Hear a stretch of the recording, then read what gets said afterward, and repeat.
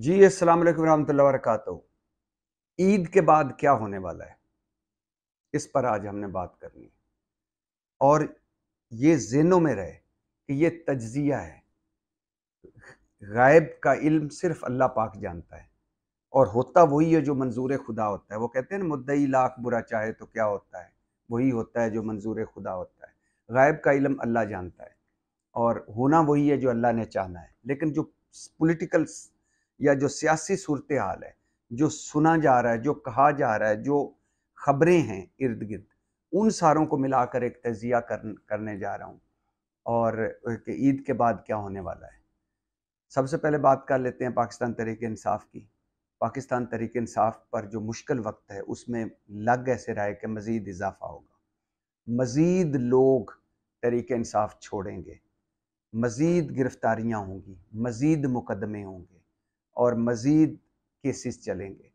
फ़ौजी अदालतों में जो केस चल रहे हैं, उनमें सज़ाएँ होना शुरू हो जाएंगी, क्योंकि फ़ौजी अदालतों में वकील भी है, मुलाकात भी। अब तो ये फ़ौजी अदालतों में उन्होंने बहुत कुछ बदल दिया है।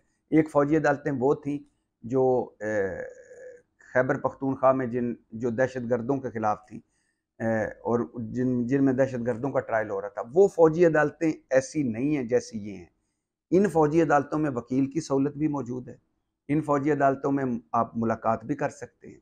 इन फ़ौजी अदालतों में आपके पास अपील का हक़ है, फिर आर्मी चीफ से अपील का हक़ है, फिर हाई कोर्ट और सुप्रीम कोर्ट में अपील का हक़ है।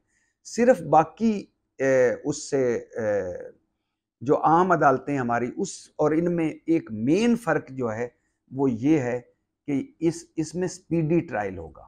इसमें ये नहीं होगा कि एक आज डेट तो एक हफ्ते बाद डेट तो एक 2 महीने बाद डेट तो एक 4 महीने बाद डेट।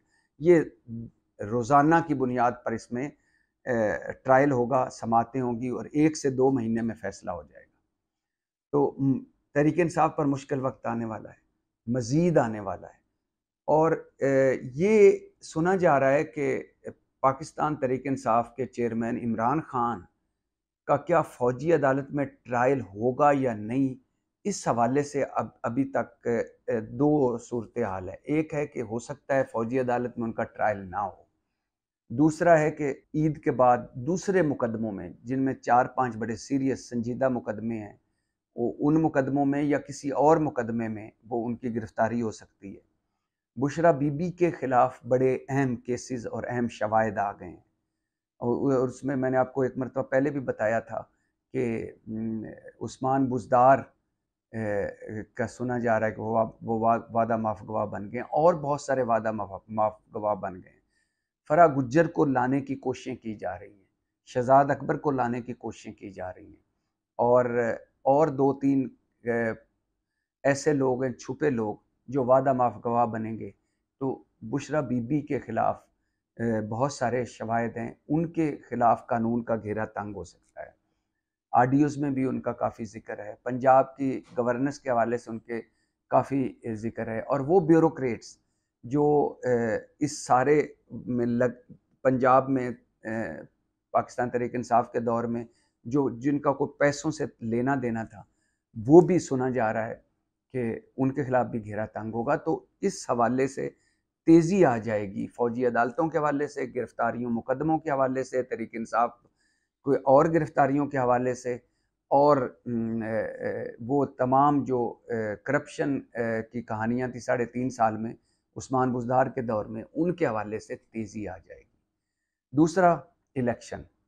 अभी तक दुबई बैठक जो हुई है, जहाँ एक इस बनाना रिपब्लिक मुल्क और ग़ुलाम मुआशरे और जहाँ आइन कानून नामी कोई चीज़ नहीं है, एक मफरूर मुजरम जो कभी सऊदी अरब पहुंचा होता है, कभी यूरोप की सैर कर रहा होता है, कभी फैक्ट्री के विज़िट कर रहा होता है, कभी हुकूमत गिरा रहा होता है, कभी नई हुकूमत बना रहा होता है, कभी इस मुल्क के फ़ैसले कर रहा होता है।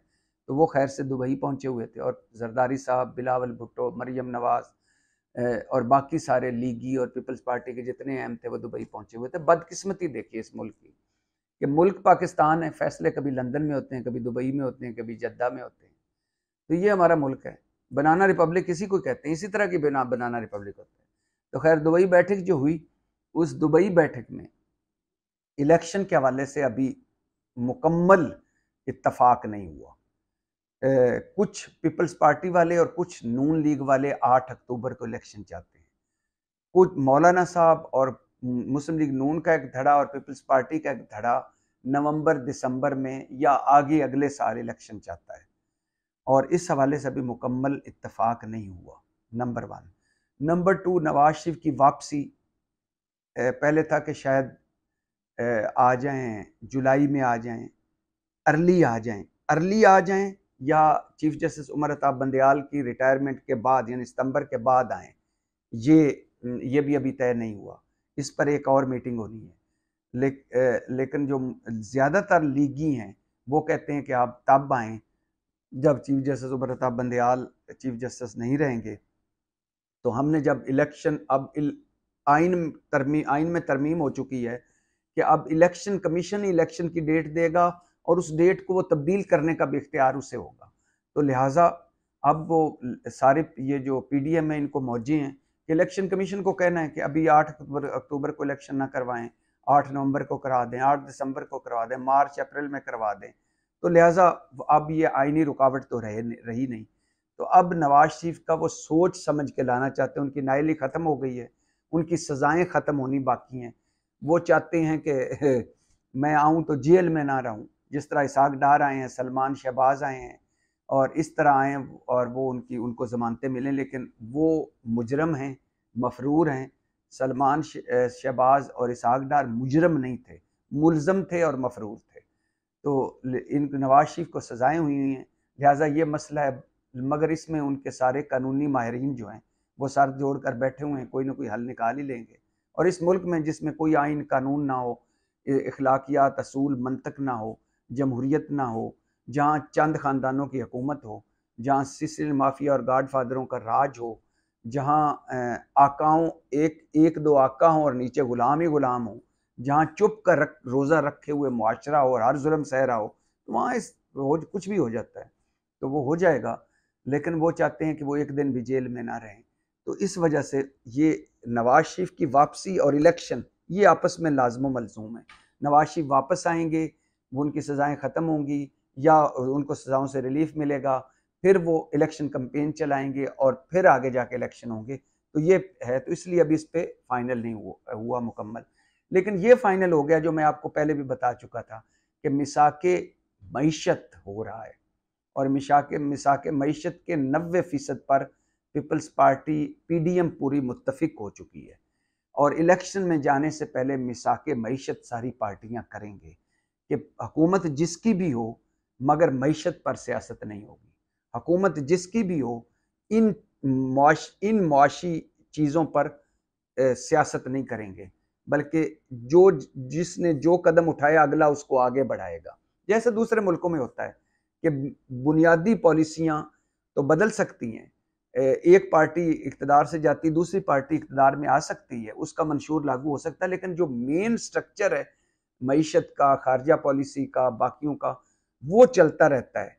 तो इसी तरह की मिसाके मईशत मैं आपको पहले बता चुका हूँ कि उस पर चार्टर ऑफ यानी इकानमी पर साइन होने वाले हैं। तो इस पर दुबई में काफ़ी हद तक इत्तफाक हो गया है और अगले चंद हफ्तों में इस पर इलेक्शन से पहले यकीनन इस पर दस्तखत हो जाएंगे। और आखिरी बात कि इसमें यह है कि आगे क्या नज़र आ रहा है, मुआशी तौर पर, सियासी तौर पर, आइनी तौर पर, अदालती तौर पर, तमाम मुकदमे अदालतों में हैं, तमाम सियासत अदालतों में हैं। लिहाजा जब तक चीफ जस्टिस उमर अता बंदयाल हैं, अदालतों पर पीडीएम की चढ़ाइयाँ जारी रहेंगी। मुल्क डेडलॉक में, बंद गली में है, कोई सियासी इस्तेकाम आएगा उसका कोई चांस नहीं लग रहा, क्योंकि अब आगे इलेक्शन मूड है, उसमें और गर्मा गर्मी होगी। इलेक्शन में लग रहा है कि पाकिस्तान तहरीक इंसाफ मुकम्मल तौर पर और एक काबिल ज़िक्र तौर अंदाज में नहीं जाती दिखाई दे रही। तहरीक इंसाफ के टिकट होल्डर्स कैसे कैंपेन चलाएंगे, कैसे वो इस लेके चलेंगे और कौन सी तहरीक इंसाफ जाएगी, क्या शाह मोहम्मद कुरैशी लीड कर पाएंगे या इतना उनका हो पाएगा। कोई शक नहीं है कि इस वक्त पाकिस्तान में वोट जो है वो एंटी पीटीआई है या हामी पीटीआई है। तीसरा कोई नहीं है। ये इस्तेकाम पार्टी, काफ लीग, ये चंद सीटें हो सकती हैं, ओवरऑल इनका कोई इम्पैक्ट नहीं है। लेकिन अगर फेयर एंड फ्री इलेक्शन होते हैं तो उसमें तहरीक इंसाफ कहाँ खड़ी होती है, इसका मुझे मुझे ऐसा लग रहा है कि तहरीक इंसाफ कहीं काबिल ज़िक्र अंदाज में या किसी अच्छी सूरत में नज़र नहीं आ रही। और नंबर 2 फिर क्या होगा, फिर होगा नून लीग और पीपल्स पार्टी। नून लीग और पीपल्स पार्टी लहदा-लहदा इलेक्शन लड़ेंगे। इस्तेकाम पार्टी भी दरमियान में कुछ सीटें निकालने की कोशिश करेगी। काफ लीग की भी चंद सीटें लेगी, चंद आज़ाद होंगे। और फिर इन नून और पीपल्स पार्टी में जिसकी सीटें ज़्यादा होंगी, अगर पीपल्स पार्टी की कोई 15-20 सीटें ज़्यादा हुई तो बिलावल भुट्टो के सेरे सज सकते हैं वजारत उज़्मा के।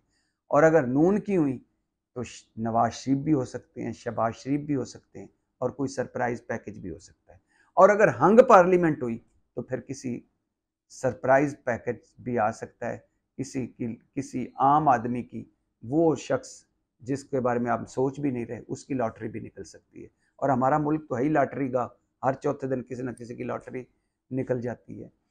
तो ईद के बाद तेज़ी आएगी हर मामले में, इलेक्शन के हवाले से, पीटीआई के खिलाफ मुकदमे गिरफ्तारियों के हवाले से, 9 मई के मुलजमों और मुजरमों के हवाले से, और आपस में जोड़ तोड़ के हवाले से, सियासी गहमा गहमी के हवाले से, अदालतों में मुकदमात के हवाले से, नवाज शरीफ की वापसी के हवाले से, और बाकी सारे मामलात में तेज़ी आएगी और मंतकी अंजाम की तरफ चीज़ें बढ़ेंगी। तो आपको आगाह करता रहूँगा, अपना और अपने इर्द गिर्द वालों का ख्याल रखें और मेरे साथ मिलकर नारा मारें, पाकिस्तान जिंदाबाद।